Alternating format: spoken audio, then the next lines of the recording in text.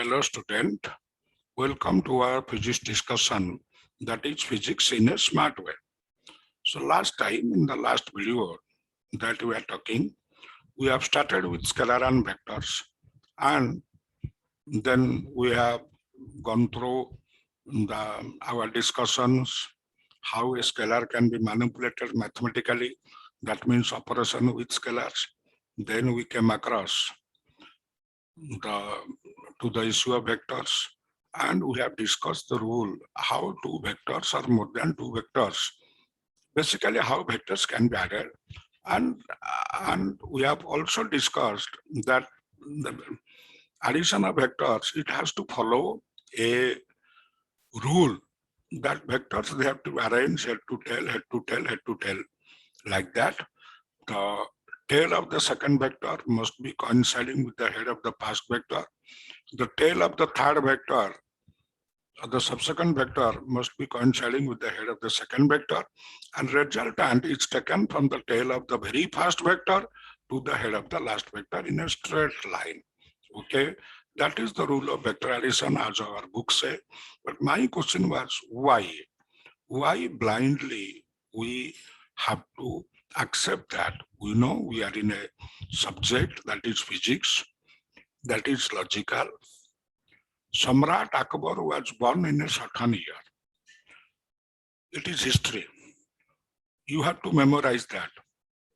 You cannot ask God that why God you did allow Samrat Akbar to be born on that particular date, on that particular month, in a particular year. Okay? But in physics, everything is analytical, everything is logical, and we must be knowing, of course, there are some cases where we cannot find out many whys, but you can find out many hows. Okay, that should be the way of physics. Without logic or without reasoning, we should not be prepared to accept things at the face value only. Okay. That is the first rule that one must learn when learning physics, that without or blindly we cannot accept anything. Maybe that is given by Newton or Albert Einstein, maybe our textbook, maybe our teacher, doesn't matter.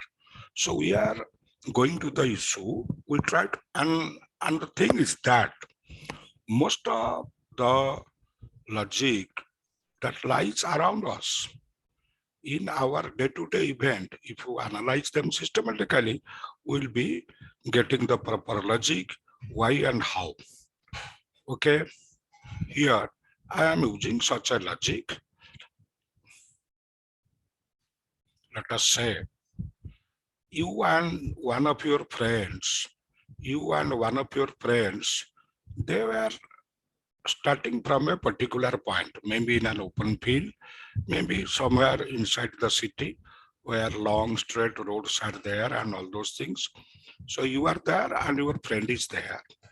You allow your friend to walk straight, or your friend leaving you, you are stationary. He or she walks 3 kilometers in a straight way. Then he or she takes a perpendicular turn, a rightward turn at an angle 90 degrees and takes 4 kilometers and stops here. This point I have taken as the point of start. I have mentioned as S, and this point is the finishing point. I have mentioned as A. Repeating again, leaving you there at the point S, the friend walks for 3 kilometers, then he walks for 4 kilometers in a perpendicular direction, takes a right-hand turn. Now, you and your friend are conversing on mobile. So now your friend is there and you are at the starting point. So you ask him, have you arrived at the place? Your friend reports, yes, I am there. I am standing there. So how far you have walked?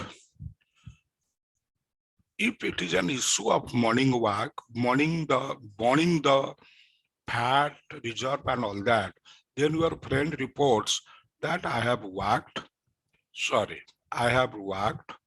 First 3 kilometer, first race 3 kilometer. Second is 4 kilometer. I have walked 7 kilometer. So the fat burning issue and all those things, exercise, there, your friend is doing a job of 7 kilometer. If you ask him, in which direction you are to me, then your friend cannot say your direction is to be determined by 3 kilometer and 4 kilometer. The friend has to report direct. As the crow flies, as the bird flies, okay, your friend is in a direction which is given by this line. And if you ask him, how far you are away from me, then your friend cannot say that is 3 kilometer plus 4 kilometer. That we have been true as the road goes. But if your question is how far you are away from me, then your friend has to answer that is 5 kilometer. Anything other than that will be a lie. So now you have known the difference between a scalar and vector. This your 7 kilometer morning walk and 7 kilometer burning the belly fat and all those things, okay, that's a scalar idea. How much distance you are walking, how much exercise your body gets. So when you discuss that, we are talking in a scalar way. How much distance we are walking, we are not interested in the direction. If remaining at the same place, I walk in a circular way, over and over again, then at the end, the thing that will be that will matter is how much path I have walked. In which direction doesn't matter.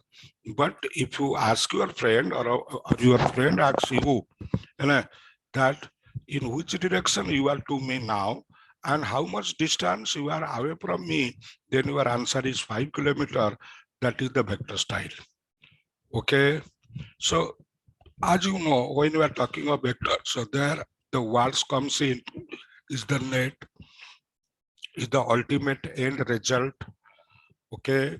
The first walk of your friend can be taken as a displacement. Okay, he's walking in this direction or she's walking in this direction. The first displacement is 3 kilometer, next one is 4 kilometer, and final displacement is 5 kilometer. That is not 3 plus 4 equal to 7 kilometer. I think it is clear to you. So that is the difference between a scalar addition and a vector addition. When you talk of vector addition, at the end, we try to find out how much is the net progress. The same thing is if we try to describe this thing with the help of a story, and let us say the story of a war between two countries. That is country number 1 and that is country number 2. Let us say that is India and that is Pakistan. You may not take India and Pakistan, physics has got no place there. Okay, so the country number 1 that gives marching order to its army. We know army always tries to take the generals and field commanders, they try to take, they assess the direction of least resistance, the direction in which the minimum amount of firing is going on against them. They try to take that path. So taking a path like that, the army marches 3 kilometers in this direction into enemy territory, then takes a right hand turn.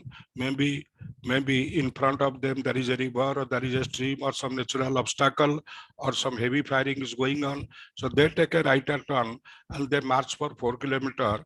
That is their end. That is their end of the progress at the end of the day. So if the commanding officer or general sitting in country number 1 asks them, how far you have progressed into enemy territory? If the field commander says 3 kilometers plus 4 kilometers equal to 7 kilometers, that will be a lie. The field commander has to report that I have entered a distance of 5 kilometers into enemy territory. He has to report or she has to report. Of course, rarely field commanders are ladies, so it has to be he mostly, so far as our tradition goes till now. So our progress, he will be reporting that it is 5 kilometers into enemy territory. If you talk in a scalar way, if he reports in a scalar way, you know, he'll be in problem because everything is recorded via satellites and all those things. Is it okay? we do. So now, once it is over, we come over to another issue. So that is the difference between a scalar addition and a vector addition. How much is the net?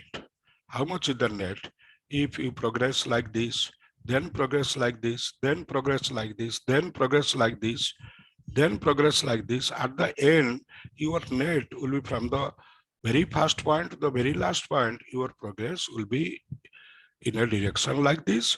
And if you can find out this amount and all those things, then we know that is the way of the vectors. How much is the net, how much is the resultant progress.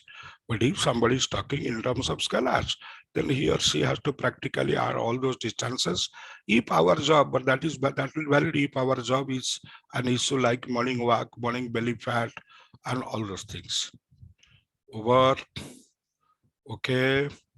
Now, the next issue that comes in, we know physics always involves itself in practical problems, physical cases, and try to find a solution out of that in a mathematical way.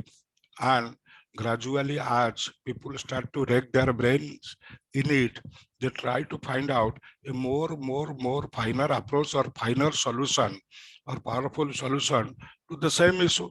That has been the way of physics. So once you know how to add the vectors, the second issue is that if you are given a job to find out the resultant or addition result of some vectors, then as it seems, every time you will be carrying a drawing instrument with you, drawing paper. There is an instrument, student engineers use that is known as mini drafters and all those things, which can help you to draw quickly parallel lines at an angle and all those things. Okay, but basically, if you have to find out the resultant of some vectors, maybe 2 vectors or 3 vectors or more than 3, you have to have a drawing instrument, and that is a bit cumbersome. So here the immediate need is that, don't we have got any formula or any analytical way, any mathematical way, which can make us avoid those drawing instruments and use that formula, use that equation, use that idea, and help us mathematically find out the resultant of these vectors. If our question is like that, wise people in the past, they have done so. So we are going now to avoid the fundamental method of vector addition. This fundamental vector addition, where you add a vector A, then draw the vector B, then find the resultant, is known as drawing method or graphical method of vector addition. That is the most fundamental way. Graphical method of vector addition. Graphical method of addition of vectors. Okay. Addition of vectors. But we know that is a bit cumbersome, that is time taking. Okay. So now we have to switch our attention to the work of all those wise people in the past who have given us the ways how to avoid the graphical method and use mathematics in a suitable way and create formula and all those things where the value of vector A and vector B has to be inserted, resultant will be given, the formula will be giving us the resultant, its magnitude and direction, everything. So here we start with the approach of those people, that analytical methods. Okay, so far as analytical methods are concerned, there are several analytical methods. First of all, parallelogram rule.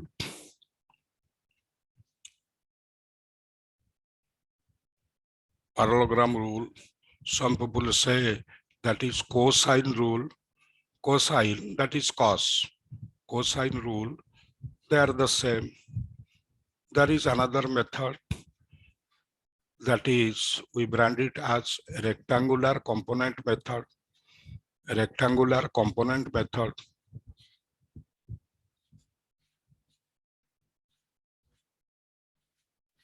And third is space vector technique, that is unit vector method, that is an extension of rectangular component method, that is I cap, j cap, k cap method. In short, we can say. Okay, so one by one, we have to go through the parallelogram rule, then rectangular component method, then I cap, j cap, k cap method, because in case of vector addition, vector subtraction, or vector operation, we should not be having an iota of doubt. A minimum doubt, a minimal doubt can create serious complication in our calculation or in our study of physics, understanding physics. So we shall be going to these methods specifically if we are aware. And on those methods, if we are very much sure on those methods, then you can skip some of those things. And okay, 10 second, 10 second, 20 second, 20 second skipping like that. But as a rule, some of you may not be knowing all those things. As a rule, as a teacher, I have to go through all of them systematically. But you have to wait for my next video. Thank you today. Thank you for your patience. And if you feel that is useful, you can subscribe, you can like it, you can share it amongst your friends. Thank you again.